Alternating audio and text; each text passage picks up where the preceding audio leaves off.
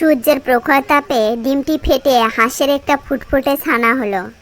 ওরে বাবা, ডিমের ভেতর কি যে গরম ছিল, বাইরে কি সুন্দর ঠান্ডা হাওয়া, কত গাছপালা আর সবুজ ঘাস, সব তো ঠিক আছে, কিন্তু আমার মা কোথায়? আশেপাশে কোথাও তো আমি আমার মাকে দেখতে পাচ্ছি না। যাই, একটু সামনে এগিয়ে দেখি কোথাও আমার মাকে খুঁজে পাই কিনা। এই বলে হাঁসের ছানা তার মাকে খোঁজার জন্য সামনের দিকে এগোতে থাকলো। হঠাৎ পথে হাঁসের ছানার সাথে এক বিশাল হাতি দেখা হয়ে গেল। তখন হাতিকে দেখে হাঁসের ছানা বলল, এই যে শোনো না, তুমি কি আমার মা? না ছোট ছানা, আমি তোমার মা না।